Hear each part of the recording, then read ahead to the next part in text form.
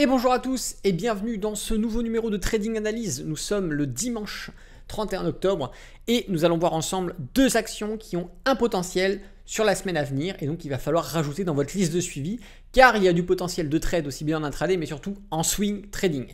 Alors sans plus attendre, avant ça, juste lâchez un petit pouce, allez essayer de faire en sorte qu'il y ait un maximum de pouces sur cette vidéo et puis si vous n'êtes pas abonné à la chaîne YouTube, abonnez-vous en cliquant sur s'abonner juste ici là. Hop. Et surtout, activez la cloche, cliquez sur la cloche, c'est très important, comme ça vous serez au courant des prochaines sorties vidéo sur la chaîne, vous serez directement prévenu et vous serez donc parmi les premiers à voir les vidéos. Alors, c'est parti, on commence tout de suite sur le premier graphique qui est tout simplement ici FedEx. Voilà, tout le monde connaît, joli transporteur, courrier, colis, recommandé, colis suivi, tout ce que vous voulez, colis sécurisé, hein, pour aussi tous ceux qui vont... Par exemple, connaître un peu le domaine des armes à feu, hein, on peut faire envoyer de jolies armes par FedEx, des munitions, tout ce qu'il faut, en colis sécurisé, haute sensibilité. Voilà, alors FedEx, très belle chute, hein, d'ailleurs on le voit bien. Ici on avait tapé des plus hauts, bam, 300, forcément price action, des 300 c'est solide, bam, on est revenu. Déjà à l'approche ici, courant 20 octobre, eh bien on a eu l'effet, hein, l'effet un peu magnétisme de l'approche du prix des 300, correction, hop on est revenu, on a touché les 300, bim, correction. Tout ce qu'il fallait, on est revenu, on a cassé les 300 parce qu'à force de toucher des supports, on les fragilise, à force de toucher des résistances, on les fragilise, on les casse. Ça peut être vrai également sur les supports, sur du court terme, mais quand on a des actions qui sont solides, une entreprise qui est solide, qui a une réputation, qui a du chiffre d'affaires, qui est en croissance, qui a de la clientèle, qui a un avenir sur plusieurs années, plus on vient toucher des supports, plus on va les consolider à long terme, mais sur du court terme, ça peut faire des sorties, ça peut faire des cassures, ça peut faire du travail de prix un peu plus bas, mais les résistances, sur le long terme, toucher les résistances, ça va faire casser des nouveaux plus hauts et aller chercher des nouveaux prix historiques, des nouveaux plus hauts historiques.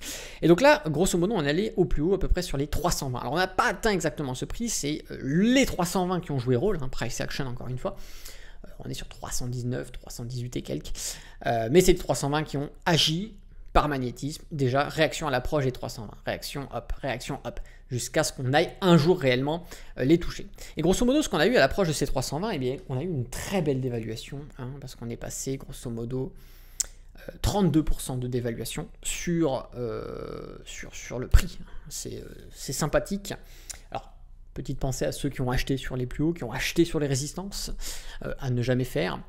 Du moins en trading, hein. Quand on est sur de l'investissement long terme, on s'en fout d'acheter des supports ou des résistances. Ça peut permettre d'optimiser effectivement, mais quand on achète pour revendre dans 2 ans, 5 ans, 10 ans, on se base sur du fondamental. On peut optimiser en trading, c'est en second plan, mais la priorité c'est le fondamental. Et une fois qu'on se place, on s'en fout grossièrement qu'on soit en achat, support, résistance. Eh bien, de toute façon, le temps va faire le reste. Donc, la plus-value sera présente.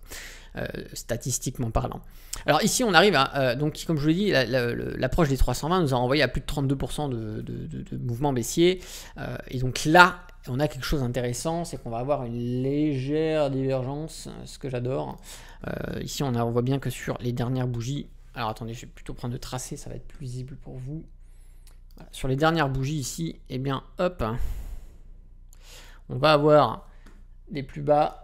Et sur le RSI, en fait, on l'a juste ici, notre beau petit RSI, vous voyez, ici, bah, grosso modo, de moins en moins bas. C'est plus visible si l'on passe en 1 heure, parce que j'entends derrière là dire, ouais, bon, bof, pas trop. Voilà, on va le voir ici, plus d'une meilleure, voilà, c'est une meilleure lisibilité sur ces niveaux-là, en 1 heure, et on va voir que, bah, effectivement, grosso modo, on va avoir légèrement exactement la divergence qui apparaît. Alors elle est très légère, hein, bien sûr, c'est une légère divergence, mais eh ben, elle a suffi à stopper sur le support des 220. Support des 220, on va revenir en journalier, on va vous montrer ça, support des 220 qui, historiquement, mis à part une zone de travail durant les années 2018, d'accord, n'a pas été réellement retravaillé concrètement depuis. On l'a transpercé, on a quelques travails de bougies, mais très court terme. On l'a pas travaillé comme ça a été le cas en 2018. Et là, on revient dessus en tant que support et on rebondit, bim, divergence, on repart à la hausse. Alors là, franchement, il y a quelque chose d'intéressant à faire. C'est pour ça que je vous la mets à surveiller, parce qu'elle présente un potentiel énorme. déjà de par sa valeur, elle cote théoriquement, comptablement parlant, plus cher que le prix actuel. Donc déjà, on peut largement se tromper en investissement long terme ici. Sauf s'il y a de nouveaux éléments fondamentaux qui arriveront après cette vidéo. Mais là, je vous parle pour l'instant. Et donc, grosso modo, si on a un point d'achat maintenant, parce que regardez ce qui s'est passé, divergence, on va avoir encore nos outils qui sont assez faibles. Le RSI n'est pas encore passé en zone de progression haussière, le stochastique non plus. Donc, on peut attendre, vaut mieux attendre justement ce passage-là, ça va confirmer les éléments. Mais on a déjà cassé la moyenne mobile 20. La moyenne mobile 20, vous voyez, elle se remonte légèrement sur ce niveau-là. Donc c'est assez intéressant, il manque encore la moyenne mobile 50 et on va avoir les 240 au niveau des 240 qui peut jouer rôle de support et là vu qu'on est en dessous, elle peut jouer rôle de résistance. Donc je préférais qu'on passe ces niveaux-là, mais admettons, pour les plus aventureux, ceux qui aiment le risque actuellement, et vous prenez une position d'achat parce que sur des plus petites UT, vous avez un point d'entrée d'achat par votre stratégie, et bien déjà, de toute façon, le stop loss, il devrait être sur les derniers plus bas de ce mouvement, d'accord? On ne le met pas avant parce qu'on peut avoir des mouvements parasites, donc on le met plus bas. Donc ça veut dire qu'ici, on va avoir un stop loss qui est à presque 9%, d'accord? À 8,80%. Donc bien sûr, il va falloir adapter la taille de la position pour que ces 8,80% rentrent dans votre money management. D'accord? Il va falloir choisir la bonne taille de position pour que ça vous fasse perdre, si vous vous autorisez que 1% dans votre stop loss, et bien que ça vous fasse perdre 1%. D'accord? Donc là, c'est votre travail de gestion de position. Le premier objectif, eh bien, grosso modo, se situera sur les 255. 255, ça nous ferait gagner ici 8,22%. Alors moi... je suis pas trop pour cet objectif parce que effectivement on va y revenir. Mais en termes de potentiel, pour moi, on a au moins du 280 en termes de prix. Ça nous fait du 18, presque 19% de potentiel.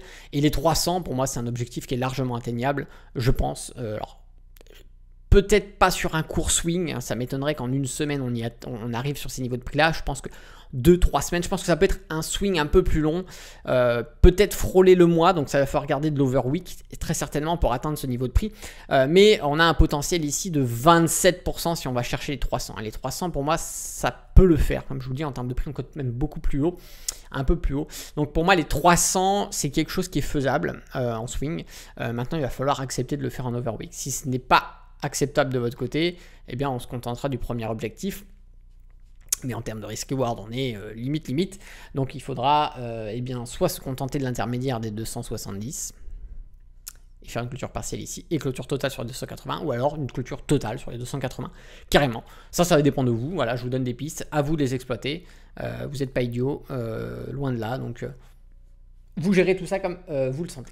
Alors maintenant, le deuxième trade que je vais vous présenter, je vais juste supprimer, voilà ça. La deuxième action que je vais vous présenter aujourd'hui dans cette vidéo, eh bien, on va partir sur The Lion Electric, pas de S. Tout jeune, voilà, un début de cotation ici sur mon graphique du 7 mai 2021. Alors, ne surtout pas aller dessus pour de l'investissement long terme. Oula, là, non, loin de là. Cependant, elle présente des mouvements qui sont assez intéressants pour pouvoir faire un petit peu de day trading ou même prendre un petit swing. Donc là, on va être sur un swing assez rapide, pas trop de prise de risque avec. On voit que nos indicateurs sont fraîchement et bien calculés, voilà, parce qu'on a des cotations à partir du 7 mai 2021. Donc bon, pas trop de risques non plus. Si vous avez tendance, je sais pas moi, à placer un cinquième de votre position en swing trading sur une action, ne placez pas un cinquième ici, prenez un peu moins de risques, d'accord? Prenez 2 fois moins de risques par exemple, placez 0,5 cinquième au lieu de 1 cinquième. Donc ici, gros potentiel, hein, on a une légère divergence encore une fois, je vais vous le mettre ici en évidence, voilà, hop, on va avoir des plus bas, et sur le 1 heure, ça se voit, c'est assez léger, mais grosso modo, voilà, une très belle divergence, bim, bam, boum, on remonte un petit peu, là on a nos indicateurs techniques, RSI, stochastique, passage en zone de progression haussière, ici on a notre support des 11 qui a été construit, voilà, on le voit bien ici, bim, approche, bim, approche, bim, approche.